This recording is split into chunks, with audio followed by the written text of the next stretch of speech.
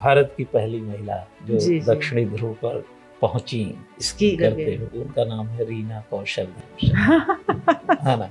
अगर लेडीज कुछ ठान ठान ले करने की तो फिर कोई नहीं रोक सकता और कुछ भी हासिल कर सकते हैं। हवाएं ऐसी चलती है कि जब आप सांस ले रहे हो तो आपकी सांस भी जम जाती है। क्रिस बॉनिंगटन है एक लंदन के, उन्होंने भी ट्राई किया था स्पीक के लिए, वो लोग भी सक्सेसफुल नहीं थे। लग रहा है कि नहीं चढ़ पाएंगे, ऐसी स्थिति आई हो। अगर आप हरकत में नहीं है तो फिर आप जम जाएंगे। खतरा तो हमेशा ही रहता है ना ये एक्सपीडिशन में। अगर आप सोचते हो कि होगा तब होगा, अगर आप सोचते नहीं होगा तो नहीं होगा। वैसे ऐसा कहते हैं ना कि अगर कुछ चीज आपको दिल से बहुत चाहिए तो पूरी सृष्टि आपको उसी चीज से मिलाने की कोशिश करती है, हासिल करने की कोशिश करती है। अब ये पॉडकास्ट देख के लोगों को दिमाग में आना चाहिए। नहीं नहीं नहीं नहीं, नहीं।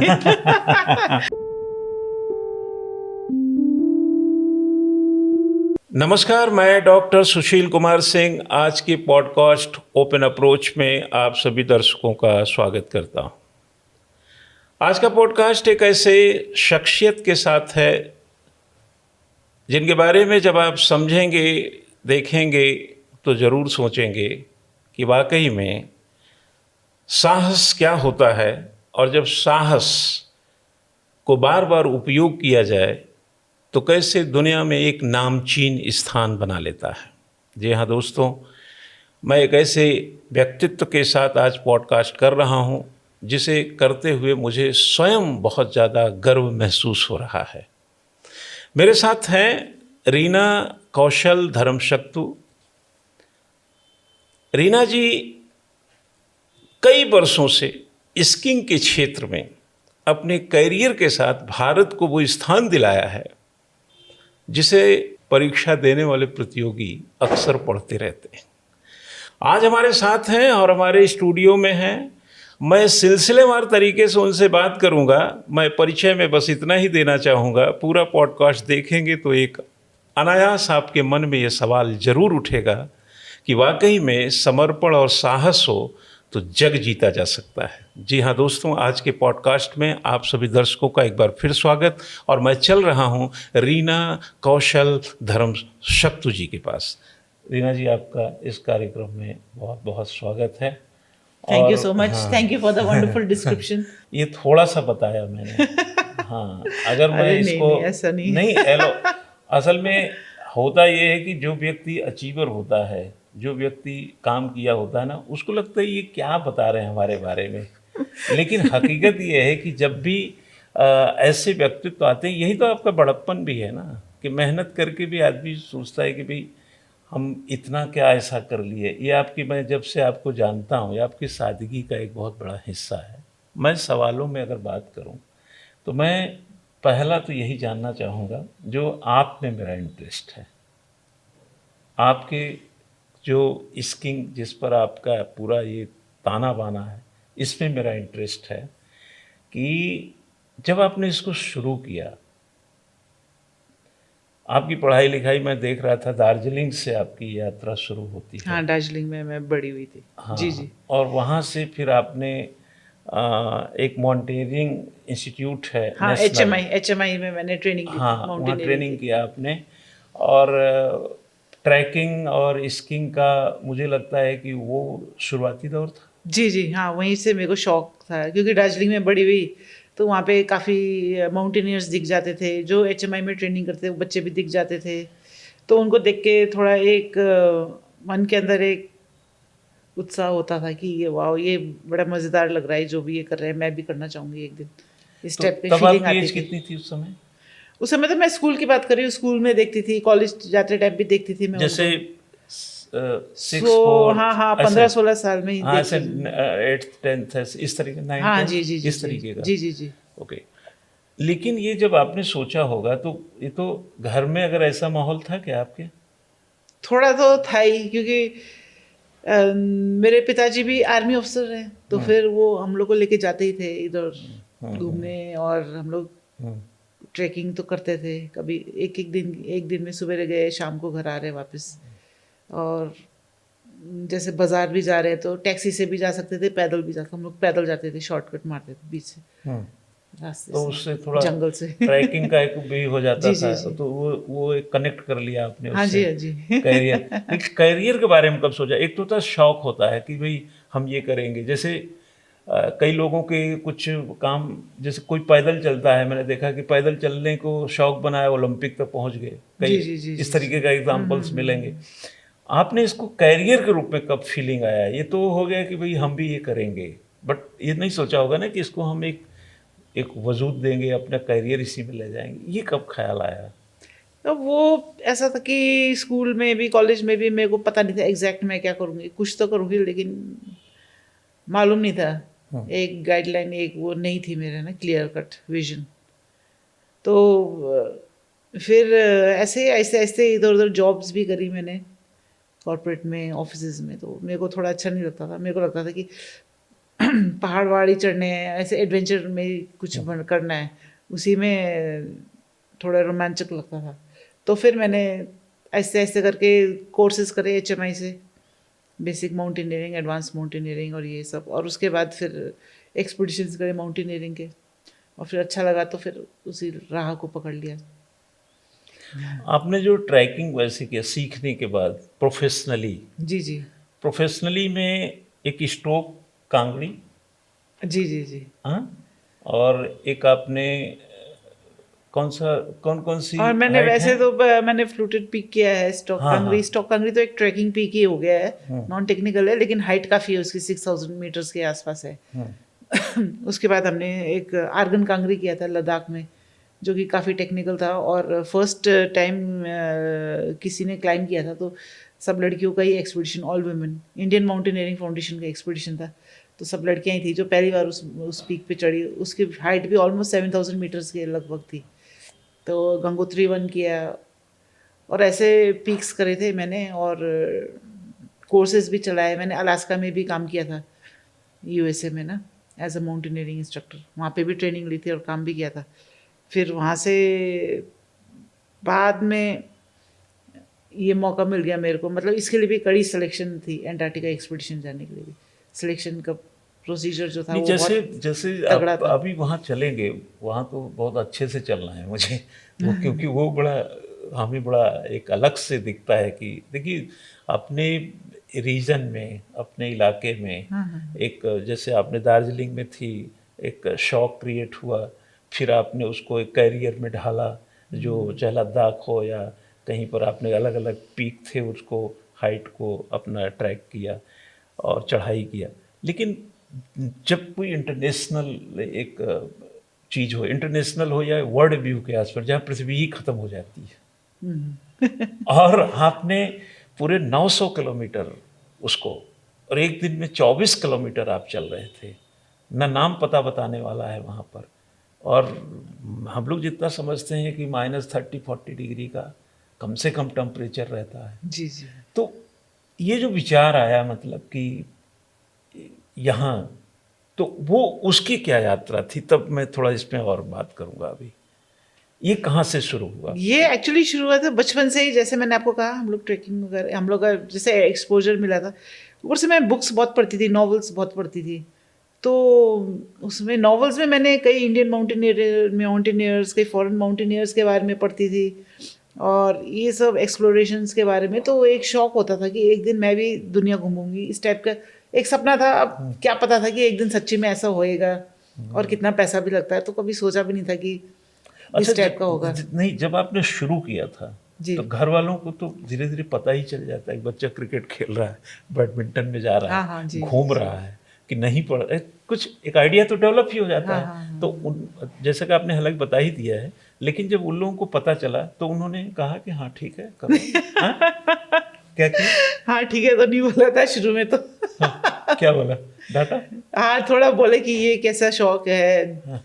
और मतलब कि जब हम लोग ये कोर्स करके आए वापस, पहला ट्रेनिंग जो फॉर्मल ट्रेनिंग करे, पूरा का पूरा काले हो जाते हैं, स्किन कैसी हो जाती है अजीब सी, और खुद भी अजीब से हो जाते हैं ना। तो फिर मम्मी पापा ने बोला कि ऐसे ये कैसा कैरियर है, और शादी करने में भी मुश्किल हो जाएगी, थोड़ा प्रॉपर कैरियर चुन लो, टीचर बन जाओ। मेरे पापा तो बोलते थे टीचर या कुछ ऐसा बन जाओ। तो लेकिन मेरे को तो शौक इधर का ही था, तो फिर मैंने भी तो हाँ, अपनी जिद में अड़ी रही। तो फिर ऐसे ऐसे कितना टाइम लग गया? कुछ आपने अचीव किया होगा कि देखो पापा मैं तो ये भी कराई, वो भी कराई, ऐसा कुछ चैलेंज जब आपने एक्सेप्ट किया तब उन्होंने कहा कि हाँ भाई चलो ये तो करेगा ट्रेनिंग ही। व्रेनिंग के तो वो मान गए थे। फिर बाद में एक्सपीडिशन में गई थी मैं आर्गन कांगरी लद्दाख में। उसके लिए बड़े बड़े माउंटेनियर्स ने भी पहले ट्राई किया था। क्रिस बॉनिंगटन है एक लंदन के, उन्होंने भी ट्राई किया था उस पीक के लिए, वो लोग भी सक्सेसफुल नहीं थे और हम लोग सक्सेसफुल हो गए थे। 3 लड़कियां, मतलब कि एक्सपीडिशन तो था 6-7 लोगों का, जिसमें हम लोग 3 लोग ऊपर तक पहुंच गए थे, टॉप तक। तो उसमें जब हुआ था तो न्यूज़पेपर में आ गया था, टाइम्स ऑफ इंडिया वगैरह में आ गई थी, छप गई थी फोटो ना। तो फिर वो मम्मी पापा को थोड़ा गर्व महसूस तो हुआ ही, मेरी फैमिली को कि फिर वो एक ठीक से एक पोजीशन। हाँ, फिर उन्होंने समझ गए कि अब क्या करें, अब जैसे भी है, जिद तो इसने पकड़ रखी है। तो जब जैसे उन लोगों ने जब आप जाते हैं तो कुछ इंजरी के चांसेस इसमें कुछ इस तरीके के भी शामिल रहते हैं? ये बताते हैं चलने में टखने कुछ इस तरीके का इश्यूज? हाँ, इंजरी का तो खतरा तो हमेशा ही रहता है ना, ये एक्सपीडिशंस में खतरा तो हमेशा ही रहता है। ऐसा हुआ कभी कि आप चढ़ रहे हो, लगा कि अब मेरा लग रहा है कि नहीं चढ़ पाएंगे, ऐसी स्थिति आई हो इन्हीं सब में जो लोकल आपने जैसे बताया लद्दाख नहीं वगैरह? ऐसा तो नहीं कि अब नहीं चढ़ पाएंगे तो नहीं हुआ, लेकिन थोड़ा मुश्किल तो हो जाता है, मतलब फिटनेस तो बहुत बना के कभी रखनी ये पड़ती दिमाग है। में नहीं आता था ना कि नहीं चढ़ पाएंगे तो नहीं ये नहीं आता था, ये आता था मतलब मुश्किल है बट हम कर लेंगे हाँ इसको। हाँ, ऐसे ही होता था कि मुश्किल है तो कर लेंगे, इसी टाइप की फीलिंग आती थी। और फिर इत्तेफाक से मेरे को मेरे हस्बैंड भी पहाड़ों में ही मिल गए थे, मतलब मुलाकात उधर मेरे हस्बैंड से हुई लद्दाख में, लेह में हुई थी। मैं एक्सपीडिशन के लिए जा रही थी, वो वापस आ रहे थे, तो फिर उसके बाद फिर मुलाकात का सिलसिला जारी रहा। तो और वो भी खुद माउंटेनियर, तो फिर तो विवाह हो गया कोई, था। हाँ जी कोई बाधा नहीं आई फिर हम मेरे कैरियर में और भी बल्कि ज़्यादा ठीक हो गया। एनकरेजमेंट, जो गाइडेंस। घर वालों की एक चिंता थी कि कैसे होगा, वो तो और आसान हो गया, हालांकि उसके बाद तो होना ही था आसान। और मैं दर्शकों को बता दूं कि लवराज सिंह धर्मशक्तु ये रीना धर्मशक्तु जी के पतिदेव हैं और 7 बार एवरेस्ट पर अपनी बुलंदी दिखा चुके हैं। एवरेस्ट की चोटी को 7 बार नाप चुके हैं, 1 बार 2 बार 3 बार 4 5 बार नहीं, पूरे 7 बार। ये बहुत ही बड़ा एक, जैसा कि कह सकते हैं कि इतिहास है, जो कि लोग सिर्फ पढ़ने में पढ़ सकते हैं, बाकी और कहीं कुछ देखने को नहीं मिलेगा। और आप लेफ्टिनेंट कमांडेंट हैं बीएसएफ नहीं में? नहीं, डिप्टी कमांडेंट है अच्छा, वो ना, हाँ। डिप्टी कमांडेंट है। वैसे ऐसा कहते हैं ना कि अगर कुछ चीज़ आपको दिल से बहुत चाहिए तो पूरी सृष्टि आपको उसी चीज़ से मिलाने की कोशिश करती है, हासिल करने की कोशिश करती है। तो मेरे साथ तो हर मोड़ में ऐसे ही होता है, जो भी चीज़ मैं चाहती हूँ वो मुझे मिल ही जाती है कहीं ना कहीं से। आपका ऐसा विवाह होता है। कब हुआ था? 2004 में विवाह हुआ। 2004। इसके पहले ही आपने बहुत सारा चीज़ अचीव कर चुके थे, इसका मतलब? जी मैंने किया था, लेकिन ये मेन जो अचीवमेंट है जिसकी वजह से मैं प्रसिद्ध हुई, वो मैंने शादी के बाद ही किया है। 2009 में? हाँ जी जी, हाँ 2009 में किया। और जब आपने उनसे, जो हस्बैंड आपके हैं लवराज सिंह जी, वो एवरेस्ट पे पहली बार कब गए थे? वो एवरेस्ट पे गए थे 1998 में। पहला विवाह से पहले कितनी बार एवरेस्ट जा चुके थे? विवाह से पहले एक ही बार किए थे। अच्छा, विवाह के बाद वो 6 बार गए। हाँ जी। ऐसा कभी हुआ कि आपसे नाराज होके कहे हम जा रहे हैं एवरेस्ट? कोई नहीं, लोग जो हुआ वो बोले कि अब तुम झगड़ा करती हो, हम जा रहे हैं एवरेस्ट पे। ऐसा तो नहीं हुआ, लेकिन लोग बोलते हैं। एक बार किसी ONGC एक्सपीडिशन में गए थे, तो उनके जो टॉप जो है ना हेड, वो बोलते कि क्या बात है, आप तो एवरेस्ट जाते रहते हो, क्या बीबी से बहुत डरते हो घर में रहने से?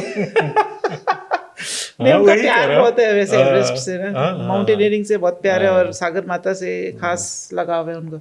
सागर माता मतलब एवरेस्ट से। तो 2009 में जब आप अंटार्कटिका की तरफ आपने यात्रा शुरू किया, तो वो उसका पूरा जो एक क्रोनोलॉजी है, ये कोई कॉमनवेल्थ का कोई प्रोग्राम, जी, उसमें जी। बहुत सारे कुछ और लड़कियां थीं, सब लोगों ने इस स्कीइंग को, जो शुरू से लेकर के दक्षिणी ध्रुव तक, आप पूरा जो यात्रा था, मैं 900 किलोमीटर मैं जो पढ़ा, और 24 किलोमीटर आपको रोज आनंद एवरेस्ट चलना था। 38 दिन की आपकी यात्रा थी, जी जी, है ना? और माइनस में टेम्परेचर है, खाना, ऑक्सीजन, मौसम, हवाएं, कुछ भी, उसकी पूरी क्या स्थितियां रहती थी वहाँ? कैसा फीलिंग कैसा था आपका कि मैं यहाँ ऐसा रहता था कि इतने दिन में हो जाएगा, कभी लगता था कि सर्दी ज़्यादा लग रही है, कभी लगा कि थोड़ा इस क्या फीलिंग होती थी वहाँ पर? ये हम लोग कॉमनवेल्थ कंट्रीज की 8 लेडीज थी, लड़कियां थी। और हमारी लीडर फेलिसिटी एस्टन, जो कि एक साइंटिस्ट रह चुकी थी अंटार्कटिका में, उनका ये विजन था कि सब देशों से, दुनिया के लगभग कॉमनवेल्थ देशों से सिलेक्ट करके उनको लेके जाएंगी, औरतों को, सिर्फ लेडीज़ को लेके जाएंगी गर्ल।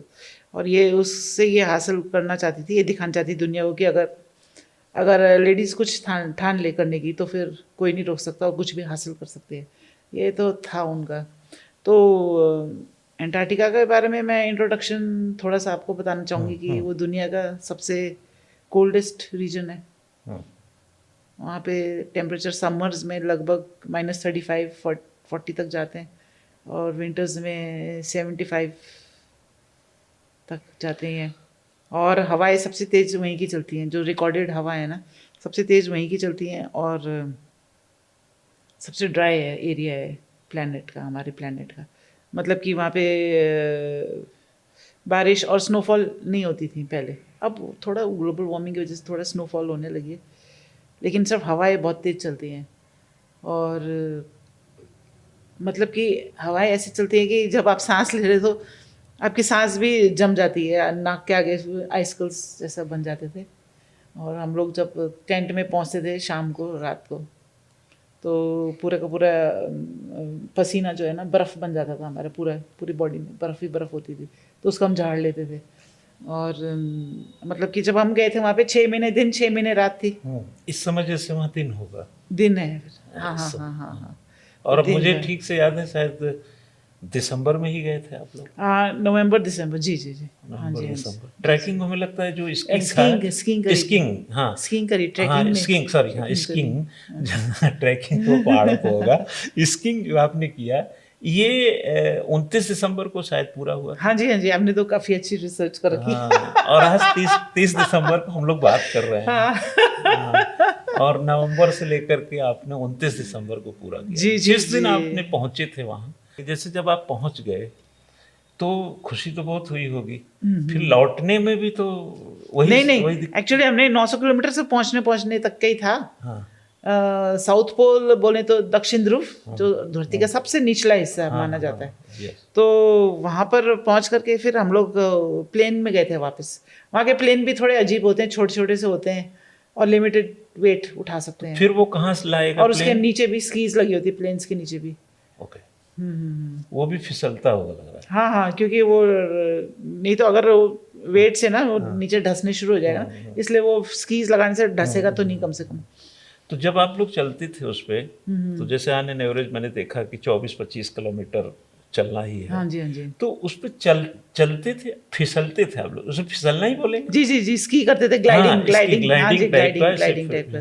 तो हाँ कभी जी। ऐसा होता था कि जैसे कोई छटक के कहीं और चला गया, कहीं और, ऐसा भी हो जाता था क्या ट्रैक पे ही सब? नहीं, हमारा तो कंट्रोल था स्की के ऊपर। स्कीज हमारा थ्रू आउट अपहिल ही था, ग्रेजुअली अपहिल, लेकिन उसके नीचे स्किन लगी हुई थी, तो उसे फ्रिक्शन की वजह से हम लोग वापस नहीं जाते थे। और अब अंटार्कटिका वैसे तो बोले तो बड़ा सा ग्लेशियर है और स्नो है वहाँ पे, लेकिन क्योंकि हवा चलती है ना, तो हवा की वजह से ना ऐसे वेव्स बनी हुई थी, वेव्स जिसको सस्ट्रुगी बोलते हैं। जब बर्फ में भी ऐसे थे।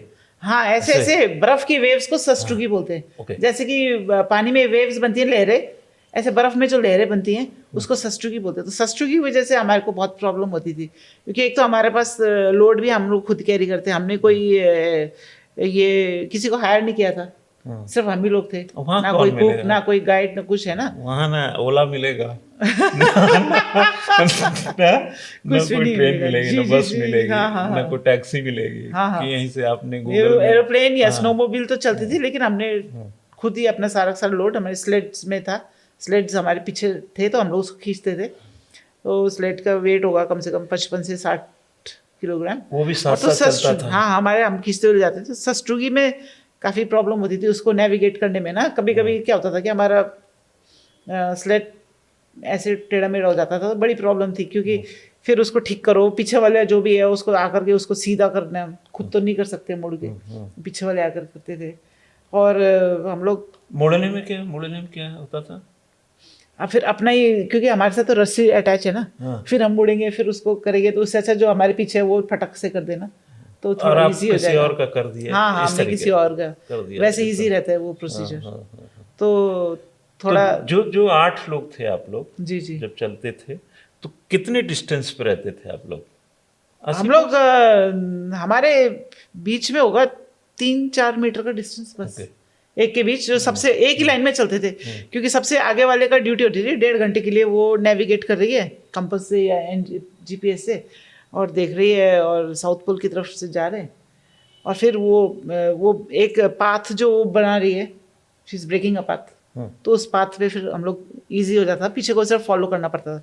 फिर वो वाली का जब टर्न खत्म होगी तो वो सबसे पीछे आ जाएगी, फिर नेक्स्ट वाली का टर्न, फिर वो पीछे आ जाएगी। और हम लोग स्टार्टिंग में तो हम लोग 8 लोग थे, एक जो जमैका की लड़की थी उसको फ्रॉस्ट बाइट हो गया था, उसको वापस जाना पड़ा, क्योंकि वो शुरू में ही जब हमारा एक्सपीडिशन शुरू नहीं हुआ था ना, तभी उसको फ्रॉस्ट बाइट हो गया था थोड़ा।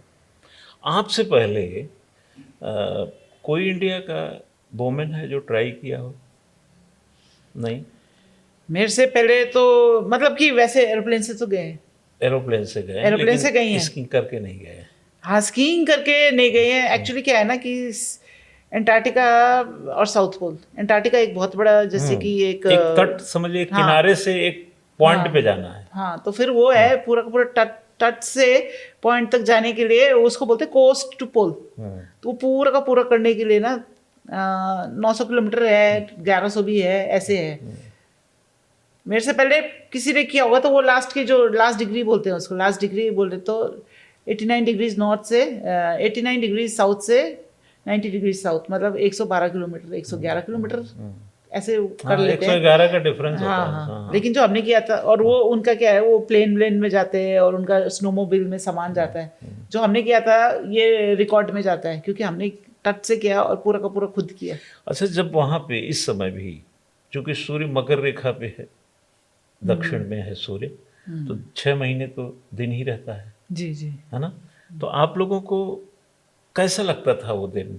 कैसे आइडिया आता था कि टाइम क्या हो गया, सब दिन ही है? यहाँ तो हम लोग को लगा दोपहर हो गया फिर शाम हो गया, वहाँ तो सब दिन ही चल रहा है। हाँ, वहाँ तो दिन ही चल रहा था। ऐसे चल रहा है कुछ? क्या क्या दिखता था उसमें दिन में तो दिन ही चलता है, सूरज दिखता था। लेकिन हम लोग जैसे दिलचस्प बात यह है कि अंटार्कटिका में हम अपने कंट्री का टाइम फॉलो करोगे, आप इंडिया का बेस में इंडिया का फॉलो करेंगे, न्यूजीलैंड के बेस में न्यूजीलैंड का टाइम फॉलो करेंगे, और अमेरिकन बेस में अमेरिका का टाइम फॉलो करते हैं, जो भी उनका है।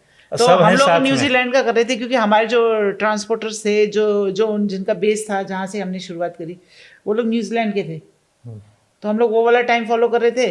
और उसके बाद में फिर हमारे पास सैटेलाइट फ़ोन था, तो सैटेलाइट फ़ोन से हम लोग रोज़ आना शाम को 6 बजे फ़ोन करना था उनको कि हम लोग सेफ़ हैं, इस जगह में पहुंच गए, ये हमारी बेयरिंग्स है, ये है इस जगह, एग्जैक्ट हम लोग बेयरिंग्स भेज देते थे। अगर वो 6 बजे के 6:30 बजे 7 बजे ना और हमारा फ़ोन उनको नहीं गया, तो वो सीधा अपना प्लेन लेकर के आ जाते हमारे को ढूंढने के लिए कि इनका फ़ोन क्यों नहीं आया अभी तक। तो 6 बजे का हमारा फिक्स था।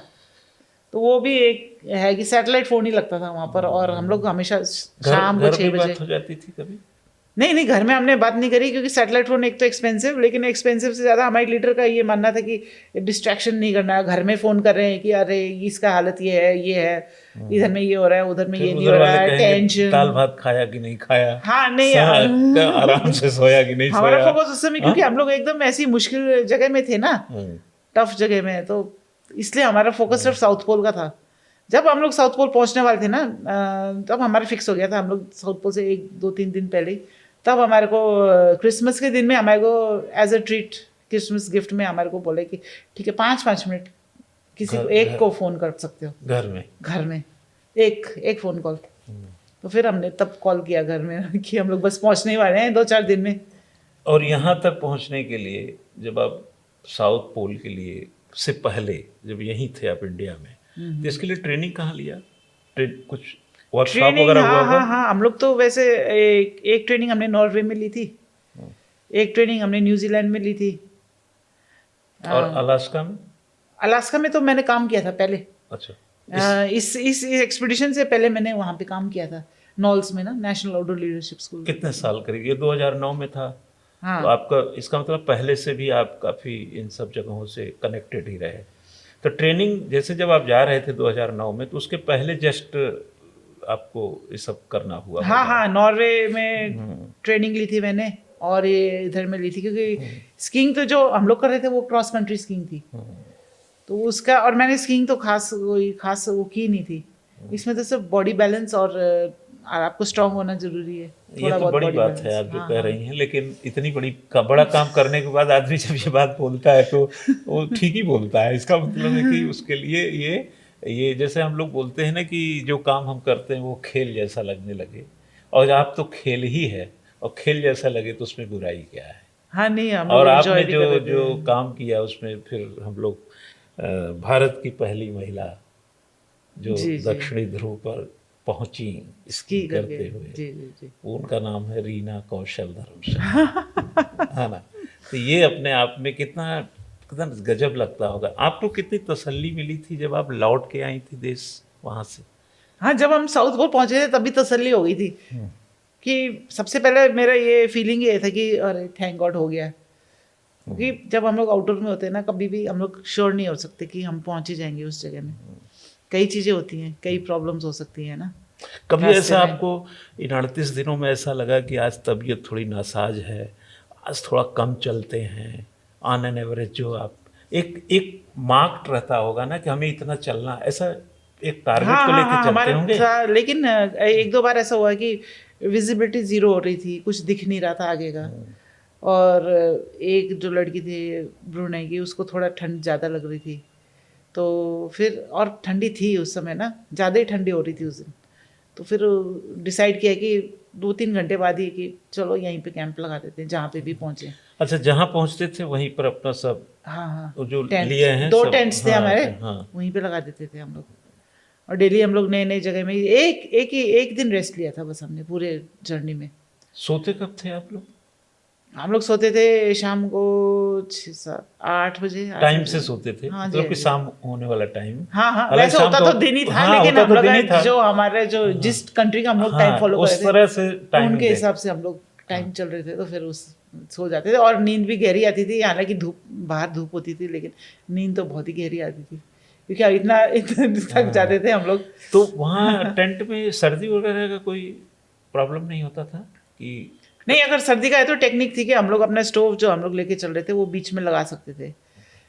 और वैसे तो थोड़ा ग्रीन हाउस इफेक्ट होता है, मतलब कि बाहर हवा तो चल रही है, लेकिन अगर धूप है ना, हवा, तो फिर थोड़ा धूप से ना, धूप की वजह से अंदर वो धूप की हीट ट्रैप हो जाती है, तो थोड़ा ठीक रहता है। और हमारे जो स्लीपिंग बैग वगैरह थे वो भी बहुत अच्छी क्वालिटी के थे, तो उसमें तो हमारे को ठंड नहीं लगती थी। बस टेंट से बाहर निकलने के बाद ठंडी होती है। अगर आप हरकत में नहीं है तो फिर आप जम जाएंगे, क्योंकि वहाँ का जो टेम्परेचर के हिसाब से तो आप जम जाएंगे। तो या तो आप बाहर हैं तो आप चलते रहो, कुछ करते रहो, खड़े मत हो जाओ कि एक जगह बैठ जाए। हाँ, एक जगह बैठ जाओगे तो फिर आप जाम हो जाओगे, आप फ्रीज हो जाओगे टोटली। और कभी ऐसा कोई आपके साथ वाला था जिसके मन में ख्याल आया कि अरे जल्दी हो जाए तो चलने को मिले, घर चले जल्दी, ऐसा आता था? कभी फीलिंग आया हो कभी? आई हो गई, सभी की आई, मेरी भी, क्योंकि एक टाइम के बाद में पैरों में दर्द हो रहा था, स्प्रेन हो गया, मतलब कि ये एंकल में दर्द हो रहा था। इसमें बताते हैं जो मैं समझ पाया था कि ये और ये हिस्सा थोड़ा संभाल के बहुत इस्तेमाल करते हैं क्या? हाँ हाँ, ये थोड़ा एंकल, किसी को, जो हमारी सिंगापुर की लड़की थी उसको एंकल, घुटने में पहले ही ऑपरेशन हो चुका था, तो फिर, और हमारे ब्लिस्टर्स भी हो गए थे, मतलब दुनिया भर की प्रॉब्लम्स होने लगी थी कुछ टाइम बाद ना। अब हम लोग को सबको ये लग रहा था कि अब ये आराम से सबका अच्छे से ख़त्म हो जाए। वो तो होती है फीलिंग ना कि बस हो जाए, क्योंकि अभी कितने लोगों का तो आशा है, उम्मीद है कि हम लोग कर रहे हैं, ये सबकी निगाह भी हम पर थी, हम लोग का काफ़ी कवरेज मिल रही थी प्रेस में, तो फिर हमको भी दिखाना था कि हम कर सकते हैं, तो हमने कर ही दिया। थोड़े चैलेंजेस काफ़ी रहे थे चैलेंजेस बहुत थे। वहाँ से लौटने के बाद सबसे पहले कहाँ गए आप? वहाँ से लौटने के बाद तो हम लोग अमेरिका गए थे, साउथ अमेरिका, चिली में गए थे। उसके बाद में फिर वहाँ से हम लोग गए थे लंदन, फिर उसके बाद अपने अपने देश में सब लोग अपने वहाँ अपने से देशों सब में। लोग अपने, क्योंकि हमारी जो हमारी लीडर थी वो लंदन की हैं, तो फिर फेलिसिटी एस्टन, तो इसलिए हम लोग सब लोग लंदन गए, वहीं पे हमारा बेस बना था मेन ना। तो आप इतना सब करने के बाद मीडिया में इतना कवरेज मिला और इतना बड़ा आपने एक भारत के लिए काम किया, अब भारत की पहली महिला हैं और इस तरीके का जो मतलब एक जनरल नॉलेज है और जो मतलब हर चीज़ फर्स्ट तो मतलब सेकंड थर्ड तो बहुत होती है, फर्स्ट तो और वो भी पहला हो और अब जारी हो और इस तरीके का एक एडवेंचरस आपके अंदर है, तो उसमें जब आप आए तो हमारी सरकार वगैरह की तरफ से क्या कुछ आपको मतलब मिलने जुलने के लिए कोई अवसर मौका, कैसे कौन कौन बात हुआ किससे? मेरे उधर दिल्ली की चीफ मिनिस्टर से उन्होंने मेरे को सम्मानित किया था। उस समय शीला दीक्षित थी? जी शीला दीक्षित थी, उन्होंने सम्मानित किया था। और मेरे को national adventure award, Tenzing Norgay national adventure award मिला था 2011 में। ये जो प्रेसिडेंट ने दिया था, ये एक प्रकार से आपके क्षेत्र का अर्जुन पुरस्कार समझा जाए। हाँ जी एडवेंचर वालों को तेंजिंग नॉर्गे नेशनल एडवेंचर, ये सबसे बड़ा अवार्ड है जो जी जो अर्जुन पुरस्कार की तरह। हाँ जी वो मेरे हस्बैंड को भी मिल चुका था पहले, फिर मुझे भी मिल अच्छा, आपके जो पतिदेव हैं उनको पद्मश्री क्या मिला? पद्मश्री? हाँ पहले उनको यही नेशनल एडवेंचर अवार्ड मिला था। हाँ। उसके बाद फिर मेरे को मिल गया।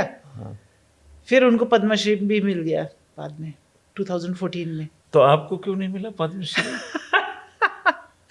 अभी और कुछ करना पड़ेगा। तो पद्म भूषण और पद्म विभूषण मिलना चाहिए, आपको पद्मश्री मिलना चाहिए कम से कम। नहीं और मिलना चाहिए अभी तो। नहीं, अभी कुछ। हाँ, अभी बाकी है कुछ। हाँ, नजर नहीं पड़ी लग रहा है। हाँ? भाई भारत की पहली महिला जो दक्षिणी ध्रुव पे गई, नहीं बस एडवेंचर अवार्ड मिल गया, वही मेरे लिए बहुत बड़ी बात है, सम्मान की ये तो बात है। आपका बड़प्पन है, लेकिन हम जैसे लोगों के लिए तो ये खल रहा है कि अब तक पद्मश्री पद्म भूषण क्यों नहीं भाई, कम से कम, है ना? अब ये पॉडकास्ट देख के लोगों को दिमाग में आना चाहिए। नहीं तो काफी है, एडवेंचर अवार्ड मिल गया, ये तो आपका बहुत अच्छा बड़प्पन है। नेशनल एडवेंचर अवार्ड काफी है, वो भी मिल गया। आपके यहाँ जो माहौल है आपके घर में, जी पतिदेव भी माउंटेनियन, जब देखो सागर माथा पे ही रहते हैं। हाँ जी हाँ, और आपने इतने बड़े बड़े, अभी प्रेजेंटली करेंटली आप जो हैं मुंशियारी में, आपका ये क्या करते हैं आप? ये ना वो हमारे स्पोर्ट्स डायरेक्टरेट उत्तराखंड, इन लोगों ने एक पर्वतारोहण इंस्टीट्यूट, पंडित Nain Singh mountaineering training institute खोल रहे हैं वहाँ पे मुंशियारी में। तो मैं उसी का अभी संचालन कर रही हूँ, अभी बनने वाले। ये स्टेट गवर्नमेंट की तरफ से है? जी स्टेट गवर्नमेंट का है। तो उसमें क्या क्या करेंगे मैम? वहाँ पे हमारे सारे माउंटेनियरिंग ट्रेनिंग होगी, एडवेंचर, स्कीइंग, सब होगा। अभी जैसे हमारे यहाँ जो ये होता है ना, अभी इसके पहले कहाँ कहाँ होता था अपने देश में? जो इससे पहले 4 इंस्टीट्यूट हैं, 5 इंस्टीट्यूट हैं, वहाँ पे होता है। दार्जिलिंग में, मनाली में, कश्मीर में, अभी एक अरुणाचल प्रदेश में भी है। और आपका जो ये स्कीइंग है, ये एक तो ओली है हमारे यहाँ।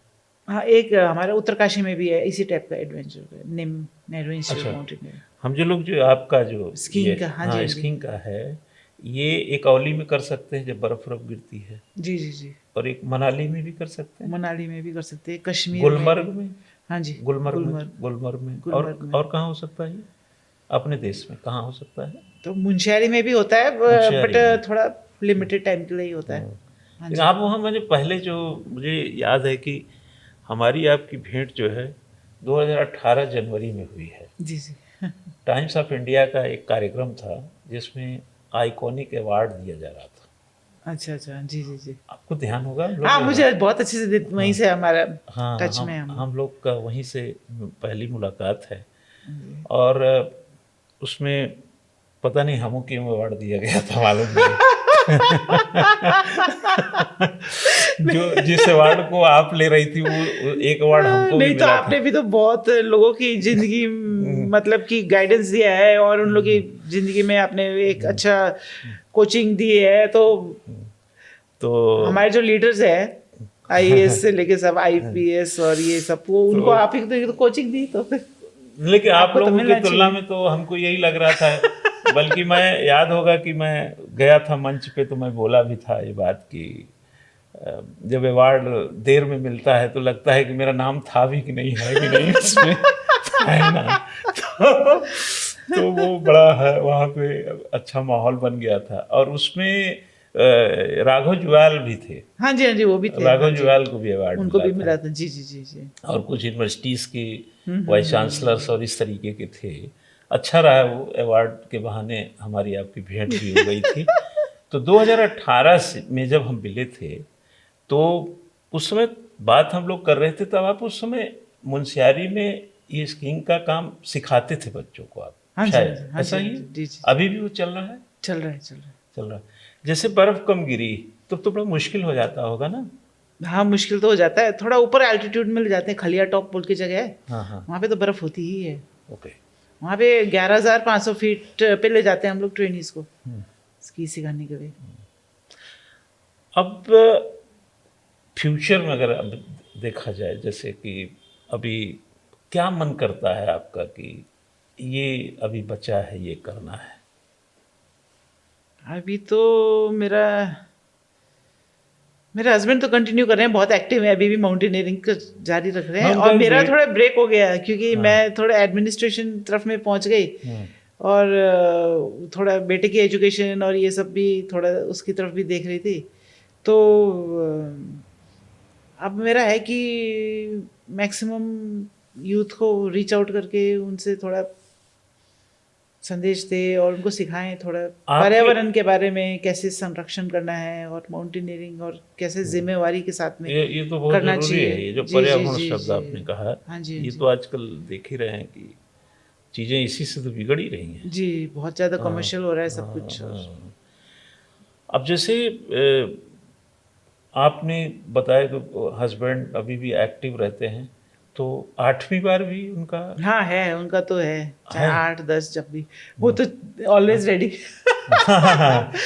वो जब उनको जाना होता है ना तो उनका मूड पता चल जाता है, घर में बड़ा सही मूड रहता है, फिर बहुत खुश खुश नजर आते हैं। अच्छा, जाना होता है। मतलब उनको एवरेस्ट पे जाने का जब विचार आता है तो बहुत हाँ, अच्छे जैसे से। ही उनका फिक्स हो जाता है कि जाना है, हाँ बस फिर उनसे पता चल जाता है उनको देख के कि अब बहुत खुश है। हाँ। तो ये कितने समय में वो तय कर लेते हैं मैम उनका एवरेस्ट तो 2 के? महीने का है, 2 महीने में? डेली टू डेली हम्म। लगभग 2 महीने लग जाते हैं। अच्छा, जैसे अब इतने अभ्यस्त हैं वो, रास्ता भी सब पता ही है, लेकिन हम हमेशा बोलते हैं ऐसे कि हर मैच का एक अलग पिच होता है और हर बॉल जो होती है आउट करने वाली ही आती है। अब डिपेंड ये है कि आप खिलाड़ी हैं तो 6 मारेंगे, हाँ वो हाँ, बॉलर अच्छा है तो आउट करेगा। जी जी। तो ऐसा नेचर है भाई। रास्ता ऐसा तो है नहीं कि सड़क बन गई, ये बन गया भाई, गाड़ी लिए एवरेस्ट पे चढ़ गए। हाँ जी। तो एक नई जो कह सकते हैं एडवेंचरस उनके पास हर बार आता है। तो कभी ऐसे बातचीत में लगता है कि जैसे 6-7 बार जा चुके हैं या 6 बार जब गए थे तो 7वीं बार अरे बड़े आराम से चले गए, अच्छा था, बड़ा कोई दिक्कत नहीं है, ऐसा फीलिंग कभी बात होती है, कभी हुई? ऐसे माउंटेनियर तो हम लोग को पता है कि कितने जोखिम होता है और कितना टफ भी होता है ना। आप यहाँ से लगा लो, आप 5वीं मंजिल तक भी चलने में कितना प्रॉब्लम होती है, तो टफ तो रहता है थोड़ा। बॉडी को थोड़ा आदत तो हो जाती है, उनकी बॉडी को आदत हो जाएगी कि वो एल्टीट्यूड में उनकी बॉडी जल्दी एडजस्ट करेगी। कोई नया होगा, कोई नया, हालांकि इवन यंगर भी हो उनसे, लेकिन उसको थोड़ा बॉडी को एडजस्ट करने में थोड़ा है। इनकी बॉडी में जो मसल मेमोरी बन चुकी है, इनके लंग्स वगैरह को काफ़ी आदत हो गई है ऊपर हाई एल्टीट्यूड में जल्दी एडजस्ट, तो ऐसे ऐसे करके इसका तो फ़ायदा हो जाता है। थोड़ा यही है कि थोड़ा जोखिम भरा काम तो है, जोखिम है ना, थोड़ा बहुत तो होता ही है।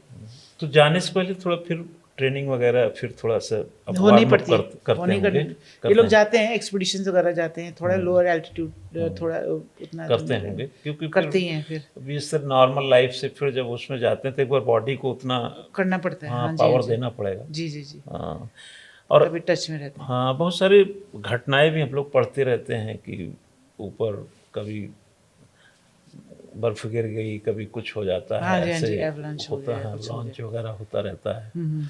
हाँ, तो ये तो खैर स्किल है ये तो, इसका नाम ही स्किल है, आपका नाम ही जैसे रीना कौशल हाँ स्किल है ना। तो हाँ, ये सब तो होता रहता है, मतलब यही है कि चिंता नहीं करनी चाहिए, नहीं भगवान करनी में चाहिए, विश्वास हाँ। करना चाहिए। अब चिंता करने लगेंगे तो पता नहीं, फिर तो हो बहुत गया ही काम, बढ़िया। फिर तो नहीं, क्योंकि हम किसी भी चीज़ के बारे में चिंता कर रहेंगे तो फिर इसका मतलब हम उस पे नेगेटिविटी डाल रहे हैं, कि हम सोच रहे हैं कि हम नेगेटिव थिंकिंग सोच रहे हैं, हम सोच रहे हैं कि नहीं होगा, कुछ गड़बड़ होगी। जब हम अपने आप ही ऐसे सोच रहे हैं ना, तो फिर नहीं भी होनी होती तो कभी कभी हो ही जाती है कि हमारी थिंकिंग इतनी गलत है।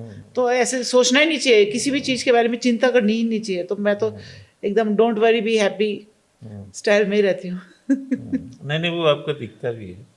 जब भी हमारी आपकी टेलीफोन से बात होती है ना, तो आप में वो ये जो अभी दिख रहा है ना, वही दिखता है ना। मैं कई बार ऐसा सोचता हूँ कि जैसे हमारे अंदर का जो भाव है ना, वो काफ़ी कुछ हम उसके खिलाफ खुद होते हैं। जब आपने जो अभी कहा कि होगा नहीं होगा, जाएं मिलेंगे कि नहीं, वो तो पता पता जाके भी नहीं मिलेंगे। हाँ हाँ, वही हो तो जाता है। एक जो हम खामखा का चीज़ जिस जो कि हमारा विषय ही नहीं है, हाँ सावधानी ज़रूरी है, बट निगेटिविटी ठीक नहीं है। नेगेटिविटी ठीक नहीं है, उससे काफ़ी बाधा आ जाती है, और जो हम सोचते हैं वो हो जाता है, बोलते हैं ना। अगर आप सोचते हो कि होगा तब होगा, अगर आप सोचते नहीं होगा तो नहीं होगा।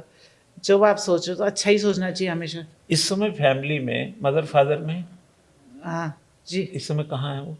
हाँ, मेरी मदर तो दिल्ली में रहती हैं, और पिताजी? और मेरे फादर एक्सपायर हो गए थे, 2008 में एक्सपायर हो गए थे। ओहो, वो 9 वाला नहीं देख पाए वो। वो 9 वाले तो नहीं रह पाए, उनको पता चल गया था, लेकिन मैं सिलेक्ट हो गई हूँ एक्सपीडिशन जाने वाली हूँ, ये तो पता चल गया था उनको। हाँ जी। अब मदर कैसा फील करती हैं जब? हाँ, मम्मी तो बहुत प्राउड फील करती है। हाँ, तो दोनों एक तो लोग। मम्मी से भी काफ़ी प्रेरणा मिलती है, क्योंकि मम्मी ने मेरे को हमेशा जो मैं चाहती हूँ करना वो करने दिया। तो वो भी बहुत स्ट्रांग लेडी हैं, तो फिर उनसे थोड़ा अच्छा अच्छा लगता है। अब जो बच्चा बेटा है, इसका आपने कभी डायरेक्शन पकड़ा कि ये क्या सोचता है? हाँ, उसका तो अभी कभी बोलते हैं स्पोर्ट्समैन बनूंगा, कभी कुछ ना, तो अभी हम लोग हम लोग भी उसको मन में अपने अपने एम्बिशंस और अपने एम्स नहीं डालना चाहते। उसके मन को जो वो चाहता है वही करने से अच्छा है। कि अगर मैं बोलूँ कि अगर तेरे को तो बेटा डॉक्टर बनना चाहिए या कुछ ऐसा, ये कुछ हम लोग उसको किसी भी टाइप का इन्फ्लुएंस नहीं कर रहे। वो अपनी राह खुद ही देख लेगा कहाँ अगर पर वो उसको। कुछ भी करना चाहे, जैसे मान लिया आपका वाला करियर हो या अपने फादर का करियर लेना चाहे, तो मतलब जा सकता है मतलब।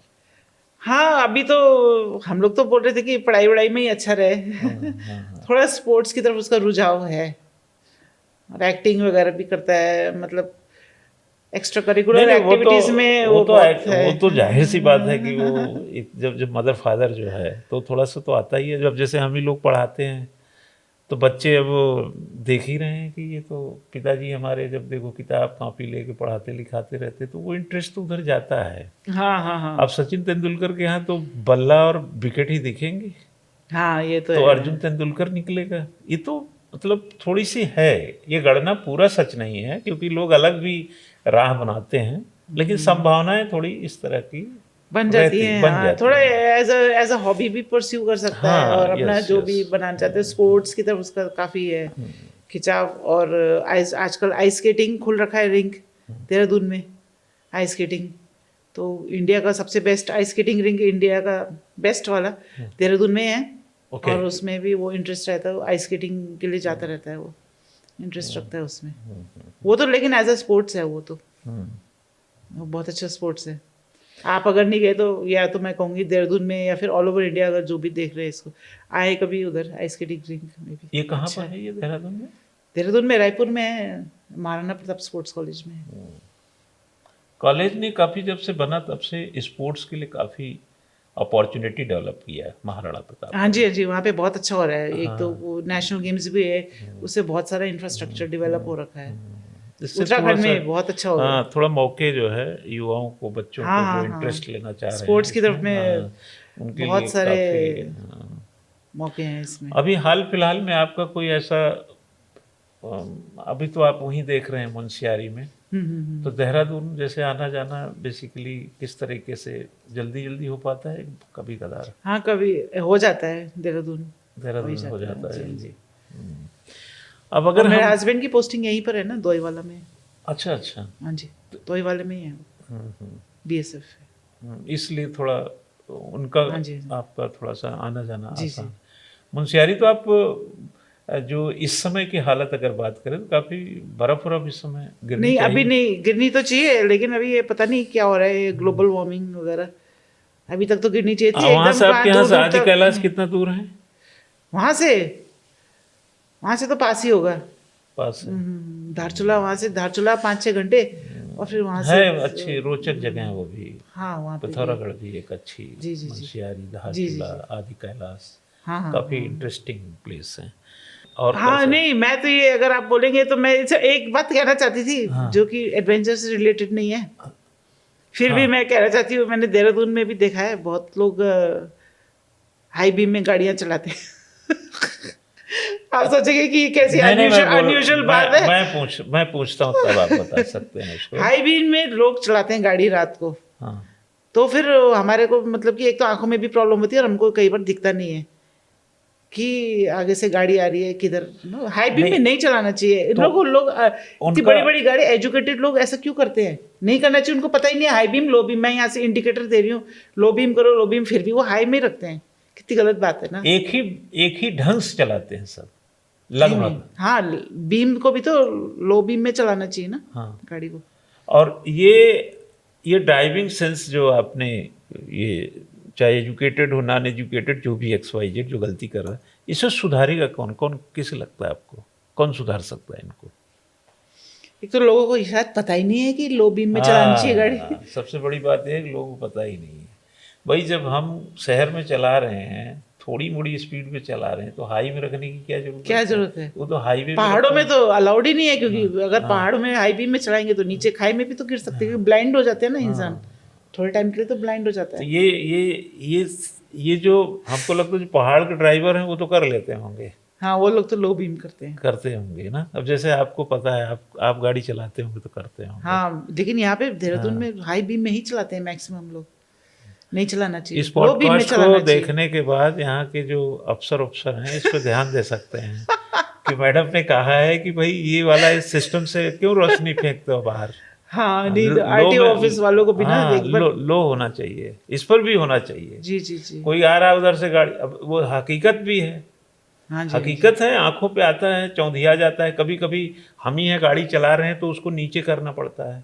हाँ, वो जो हमारा, जरूरत ही नहीं है यहाँ पे, तो हाँ, क्या जरूरत है? हाँ, यहाँ जरूरत क्या है? सही बात है। हाँ, एक बार मैं खालंगा जा रही थी, बारिश हो रही थी इतनी जोर की, अंधेरा हो रखा था, मैं और मेरा बेटा जा रहे थे।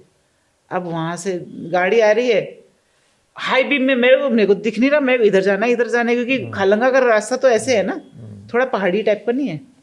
हाँ हाँ फिर है। मैं वहां से इशारे कर रही हूँ कि लो बीम तो करो, लो बीम करो।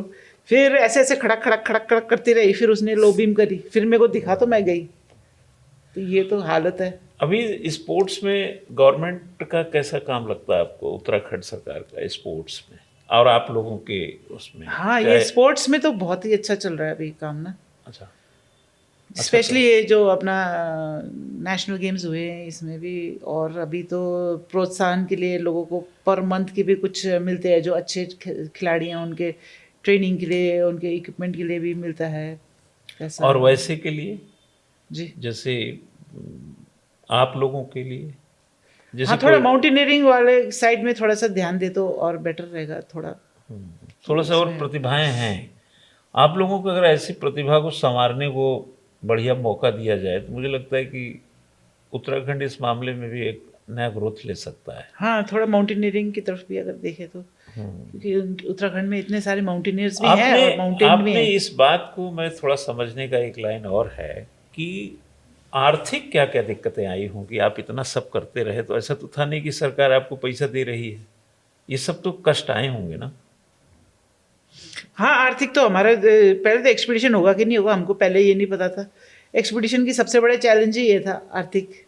मतलब स्पॉन्सर नहीं मिल रहे थे, करोड़ों में तो पैसे चाहिए थे, और कोई देने को तैयार नहीं था। फिर थोड़ा थोड़ा किसी ने कुछ दिया, किसी ने कुछ दिया, ऐसे करके कैस्पर्स की लैब है वो उन्होंने दिया। फिर वो जो सिंगापुर की लड़की थी उसने कैस्पर्स की लैब के डायरेक्टर को मतलब मुलाकात करी, उन्होंने बोला कि ठीक है हम पूरे एक्सपीडिशन को स्पॉन्सर करेंगे एंटार्क्टिका एक्सपीडिशन को, लेकिन वहाँ तक चिली तक जाने का खर्चा वर्चा, लंदन जाने का खर्चा, इक्विपमेंट, ये सब हमारा अपना ही था खर्चा। और इसके पहले जो आप चाहे वहाँ लद्दाख गए या कहीं पर इस तरह, वो सब अपना कैसे करना होता था एक प्रकार वो से? तो जैसे इंडियन माउंटेनियरिंग फाउंडेशन के जो थे उसी में थोड़ा हो हिस्सा जाता था। लेने का मौका मिला।